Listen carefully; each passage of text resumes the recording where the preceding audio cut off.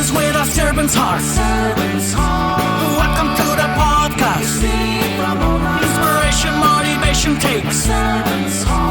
Listen to the podcast. We're all about to talk about life. Our guests will share their life story. We want you to success in life and business. We're ready and we will start shortly. We're gonna talk about life. We're going to speak on business. You're gonna shine bright. We are going to witness. Business with a servant's heart. With hosts Steve Ramona and Ray. Inspiration, education talks. Listen to the podcast. Steve Ramona.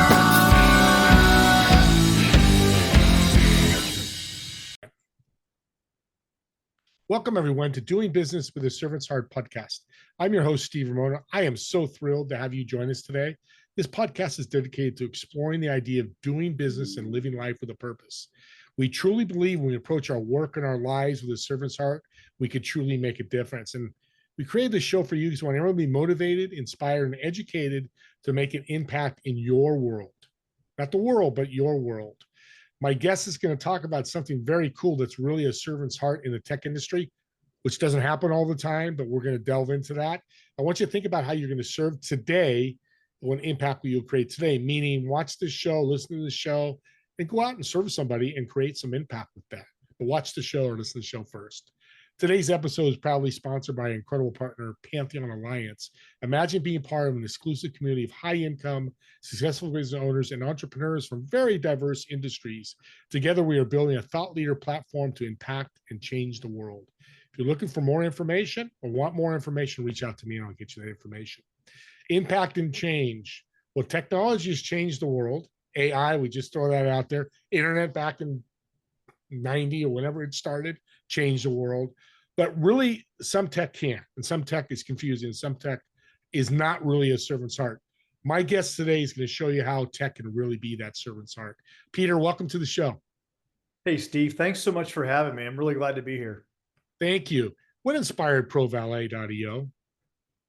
ProValet was inspired by a problem that I had inside of. I live in Florida, and we have a pool, and had an issue with the pool one night.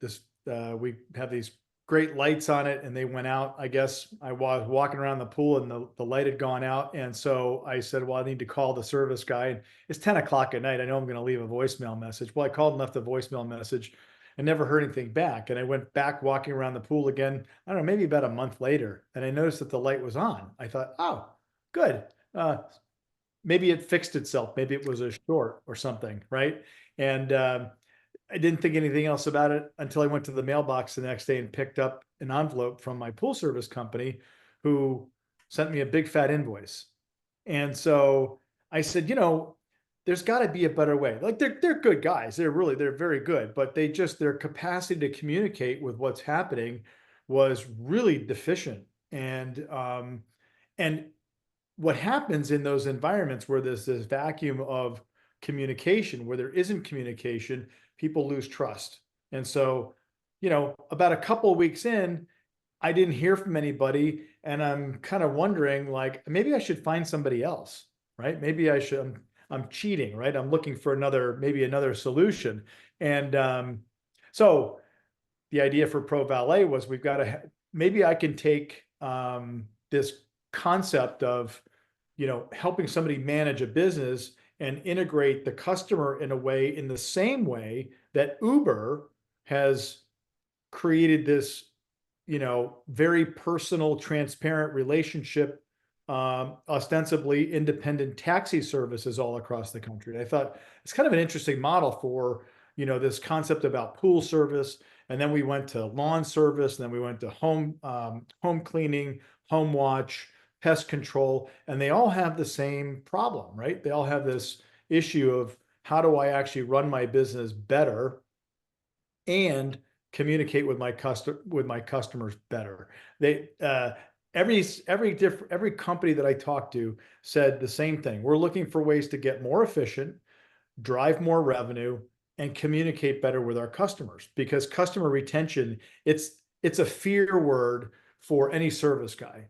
And so we went about this from a very, I'll call it nucleic basis, which was every service starts with a request, right? And service people are by nature servant-hearted people. They want to serve, they want to do well, they want to make a good income, and they want to be able to do that for a long time with all of their customers. So we looked at all of those attributes and we put together ProValet, and it focuses on exactly all of those attributes where we're automating a lot of the manual tasks that these service companies have to do. I can't go out into the field and do your job. And I always tell every guy that we talk to, like, look, I'm not smart enough to know how to run your business. You know how to run your business. You need a tool that you tell what to do, and it just does it automatically. And so that's the genesis of ProValet, is we've got a customized platform. It's infinitely customizable to represent your business, to do things your way, and it automates scheduling, invoicing, it automates the receivables from your customers, and it automates communication in the same way that Uber does. We get little notifications for doing this, that, or the other thing. There's reporting that goes on, but it also opens up it's a two-way track where you give the customer the ability to actually have their voice heard and recorded and connected to their account. So we have a third component to what's a very traditional home services software business, where there's something for the office, there's something for the technician, a mobile app for the technician. We've also included now a mobile app for the customer, so they can actually manage that relationship from their phone, no matter where they are. And been very happy with the way it's come together. It's taken a long time, but it's quite a cool piece of technology. In the trades, I think another important aspect is the customer technician communication, which you're, as an owner, far away from it. You're hoping they walk into the door representing the company, everything they do. Talk about that, because I think that's a power of what you guys are doing too, that customer technician communication. Yeah, and so in our case, one of the mandates is making sure that, as an example, with the technician, when he or she finds an issue that's outside of the realm of their standard service that they're providing, they can actually toggle something on their phone that says this job requires follow-up. They can type up a description, they can take a video and submit it. Now that will go to the dashboard, where, although it isn't direct technician to consumer, it's technician to the company to create the solution, which then gets communicated directly to the customer. Same way with the customer, they'll identify an issue and they'll send that into the office. The same way, it lands as an alert on the dashboard, including a video. And that service request, can now be converted into a dispatched job or even an estimate. So although it isn't direct between the customer and the technician, there's a very clear line of communication that goes into, I'll call it the home office, where they will manage the solution of it and then be able to execute the solution for the homeowner. You used the word flywheel before we started the show, and that's what I see. It's a great image, but I love that story, because as a customer, and probably you as well, you'll tell a technician, hey, by the way, we need to do this one thing, and it gets forgotten. Right. And then you call a week later, hey, he never told us that. And then you've got, all this, moving the pieces, like, what the hell? But if it's done right there, it's video, it's written, communication's tighter, right? It's a lot tighter and it's really clear. And again, the thing I go back to when I talk to companies about the platform, it's connected, right? So instead of things being written down on a piece of paper or a text, this is the worst thing. People are like, oh yeah, I get text all the time from my customers. But that text, that request, that conversation is now not attached to that customer. And how are you ever going to remember what it was about or what details you need to implement in order to fix their problem? So texting can work okay, but it's really tough to track it down and keep and make it relevant. Phone calls are okay, but it's really hard to make them relevant when they're put down on a post-it note while you're driving down the road. Emails are okay, but again, they're not connected to the actual customer, and that request isn't necessarily attached to the CRM that helps drive your business. So I think that's, as we've been developing this thing, and you asked me before, like when did you start doing this? It was almost 5 years ago now, and it has evolved in a way that is exactly what the initial vision was. Is how do we put something in play for a small business guy that can help him put more time and money back into his life? Because I grew up in a small business household. I know the amount of time that my dad spent, you know, on the road, and dealing with clients, and how that was.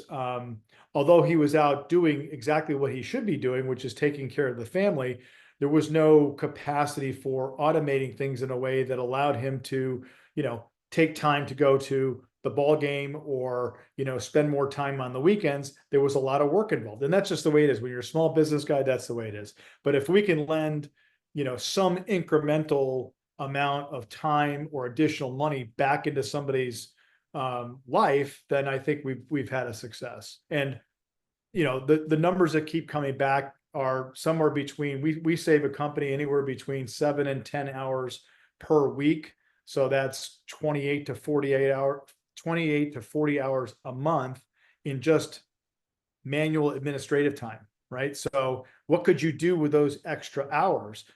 A lot of guys are like, well, what I really like about my business is going out and doing the deals, right? Like, I've got technicians who know what they're doing. I got them in the field, but what I really want to do is I want to go build more relationships, or I want to go buy another business, or I want to do something. So here's a way to open up that space that allows you to do that instead of chasing pieces of paper around and writing things down 2 and 3 times. That's the invisible ROI that the trades won't see in the P&L. It doesn't say, hey, ProValet saved me 10 hours a week, a month. Let's just use that number. It's just, but it's saved, the ROI is increasing. Yes. Just in a different way. I love that.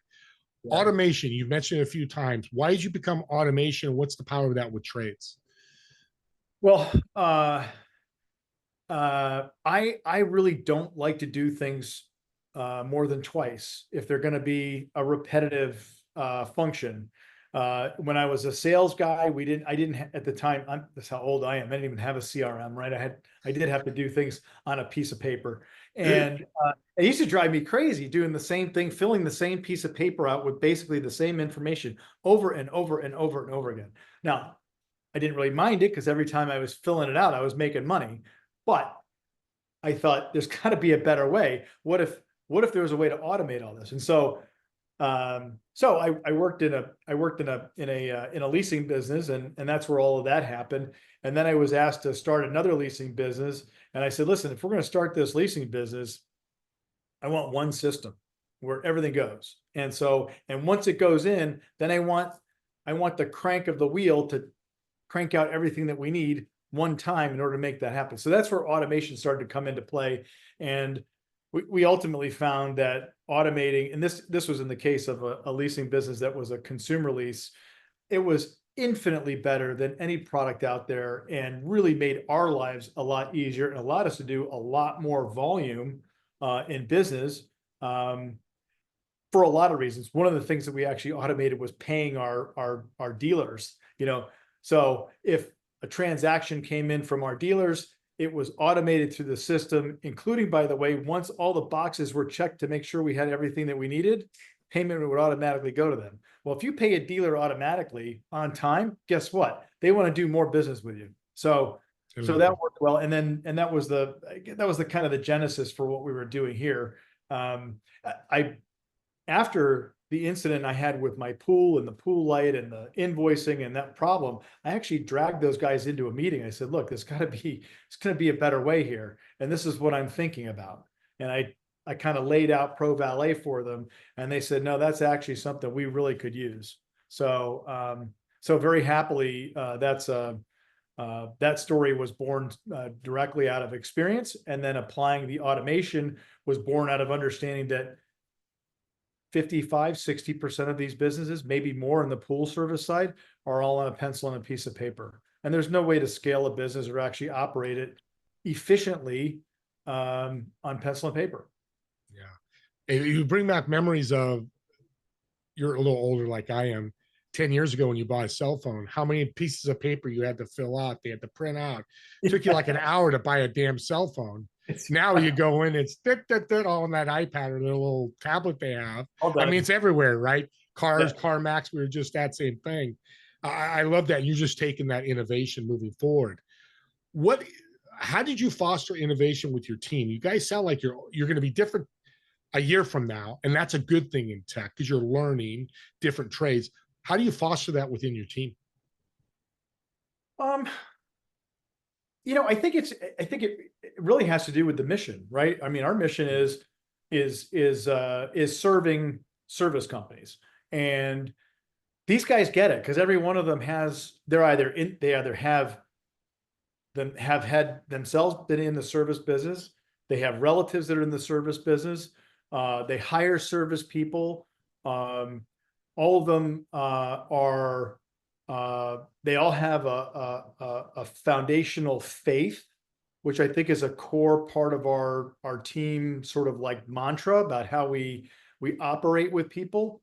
And we live by the no asshole rule, which is big one.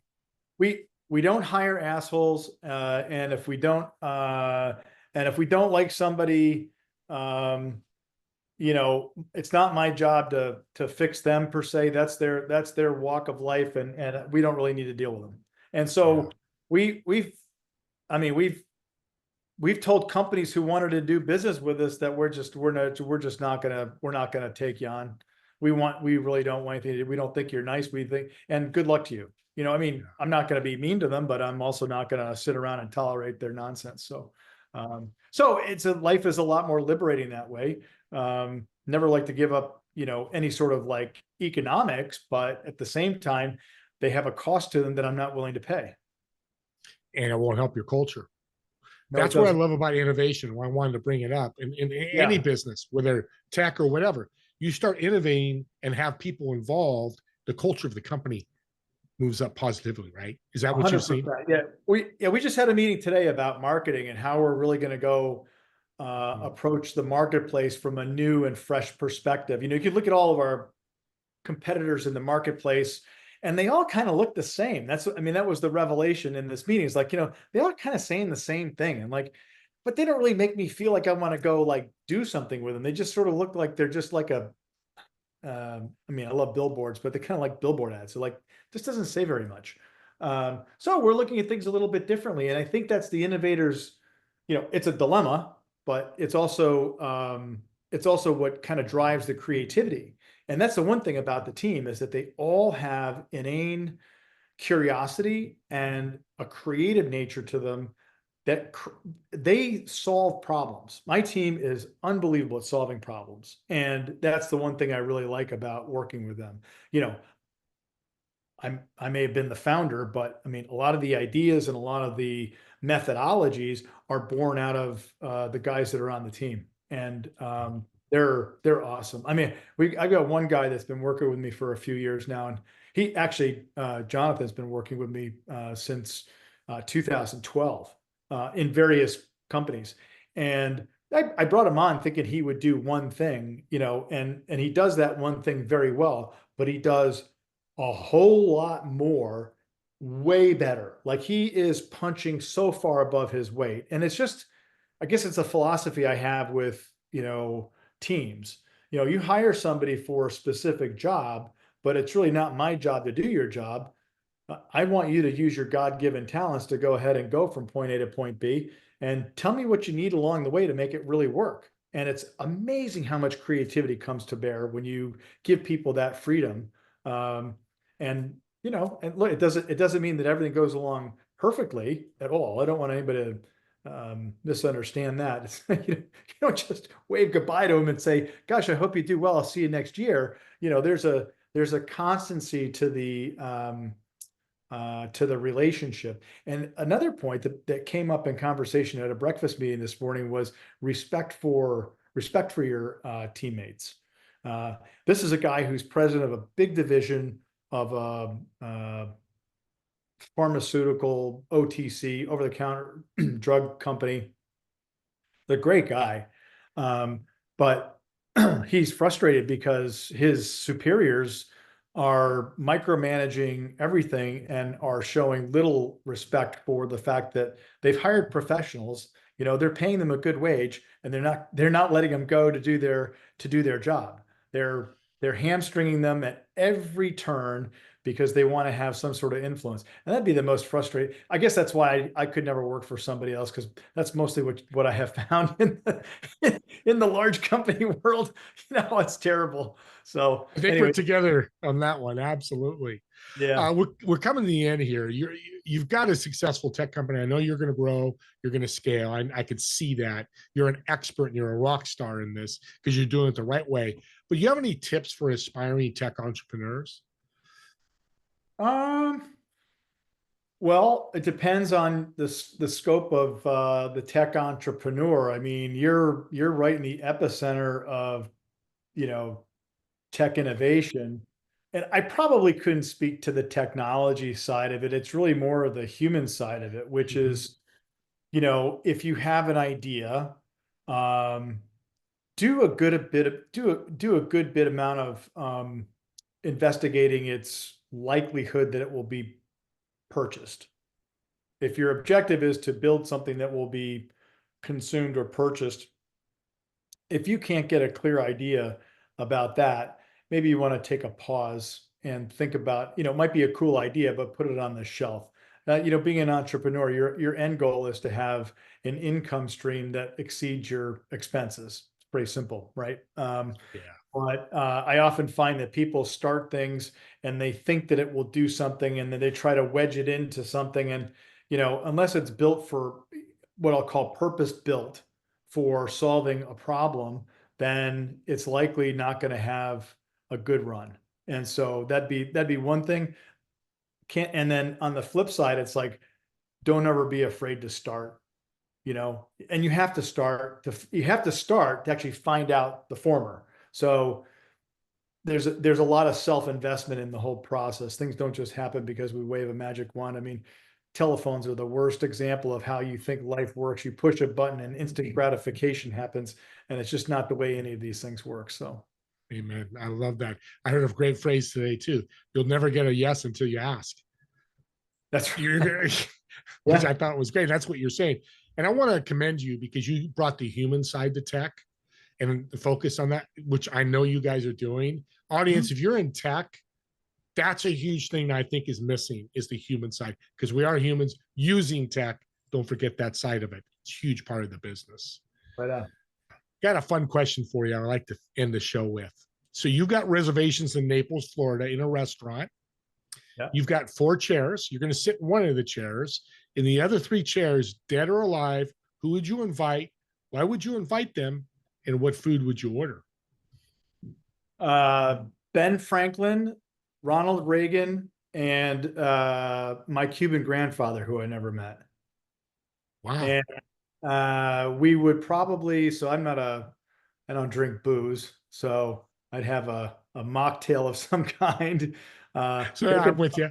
They can have whatever they want. I imagine that Ben would be happy with some sort of ale, and that Ron would probably have a glass of wine. And I don't know, my grandfather, my Cuban grandfather, who I never met, would probably have some sort of a rum drink. Or Cuba Libre, maybe a Cuba Libre. Is that what Could they be call a that? Cuba Libre, absolutely. Yeah, there you go. You know what's interesting, Peter? Since we've met like 45 minutes ago, our universe is talking. That Reagan movie starts today. Yeah. And I can't wait to see it because I love Ronald Reagan. I love put it out there. I think he's just, we're in that age bracket where we got to see him live and do all those great things. We derived the benefit of exactly his direction for the country and the world. And we're in dire need of it again. You've been an incredible guest. When I get tech guys on here, sometimes it gets a little too techy. You just humanized the whole experience. You're a rock star. Thank you Hey, so much. thank you very much, Steve. It's been great talking to you. Look forward You to talking too. again.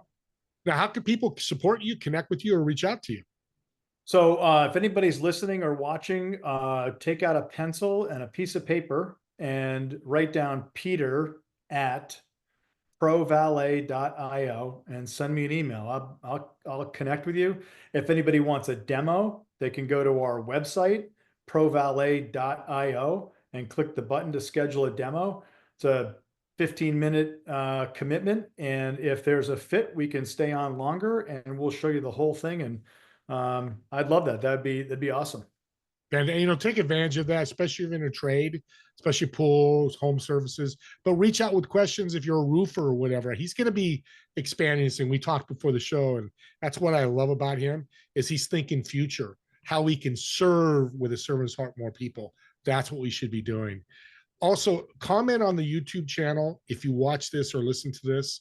Send us a message. I'll get it to Peter if it's for Peter. Subscribe to the YouTube channel because Peter's an incredible guest. There's others there, or you want to listen to Peter multiple times. When you subscribe, you can just go back to it and listen to some of the great tips he's given you. And as always, me and Peter, thank you so much for watching and listening to this podcast. And we'll see you on the next episode of Doing Business with a Servant's Heart. Have a great day, everyone.